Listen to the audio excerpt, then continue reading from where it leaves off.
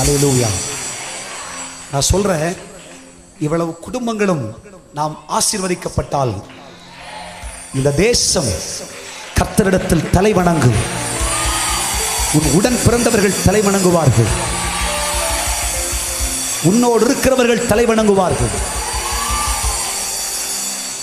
வேத புஸ்தகம் எடுத்த நம்ம அன்னைக்கு சில கஷ்டங்களை அனுபவிச்சுக்கிட்டு வாடகை வீட்டில் உட்கார்ந்துக்கிட்டு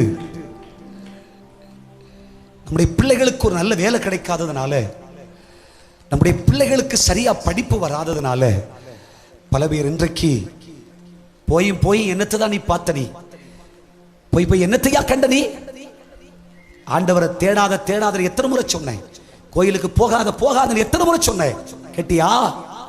கேட்டி உனக்கு என்ன நடந்துச்சு என்று பல பேர் உன்னை ஒவ்வொரு நாளும் அணு அணுவாய் சித்திரவதை செய்து கொண்டிருக்கிறார்கள்.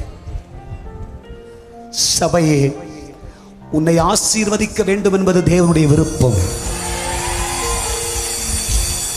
இந்த பட்டணத்தில் பெரியவர்களாய் நீங்கள் தான் இருப்பீர்கள்.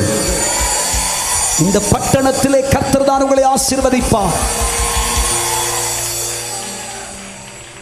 உனக்கு ஆண்டவர் ஒரு சிறிய ஆரம்பத்தை ஆரம்பிச்சு வச்சிருக்கிறார்.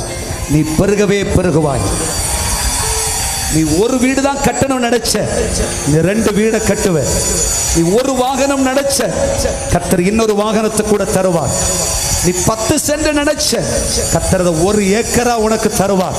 நீ 10 ஏக்கரா சொன்ன, கர்த்தர் 100ஆ மாத்தி தருவார்.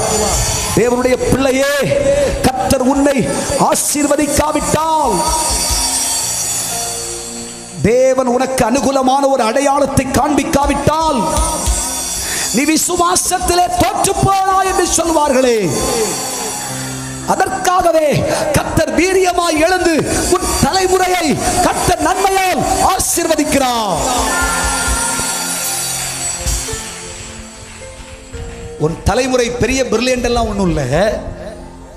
ஆனா உன் தலைமுறையை அநேக ஆயிரம் புத்திசாலிக்கு முன்ன கர்த்தர் எடுப்பித்து நிறுத்த போகிறார்.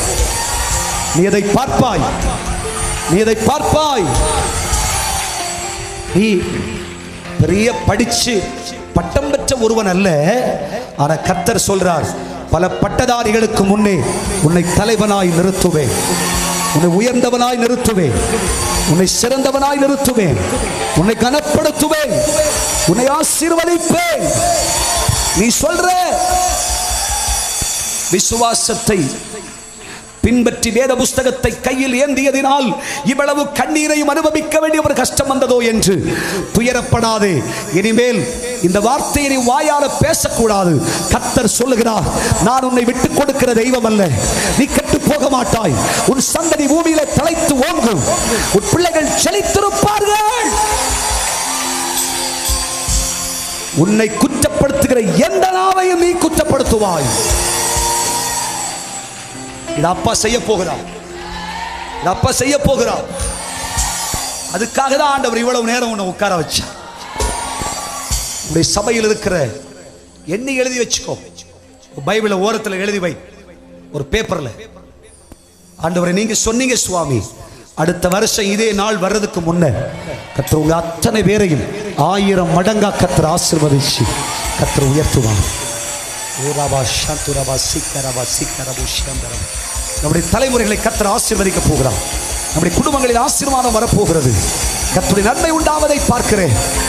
ஓ ரிபாலபா ரபா ஷந்து ரபா சிக்கரபு ரிபாலா கந்து ரக்கபா சிக்கலபா சுனபா துனிக்கரபா சிக்கரபு ரிபாக்கா துனிக்கபா சிக்கரபா துனிக்கபா ரிபந்துரிபிக்கபா சியந்தரபா. ஒரு வரம்பற்ற ஆசீர்வாதம், எண்ண முடியாத ஆசீர்வாதம், சிந்திக்க முடியாத ஆசீர்வாதம், எண்ணிக்கை கடங்காத ஆசீர்வாதம், கட்டுக்கடங்காத ஆசீர்வாதம் உனக்கு தருவேன், உன் சந்ததிக்கு தருவேன், உன் குடும்ப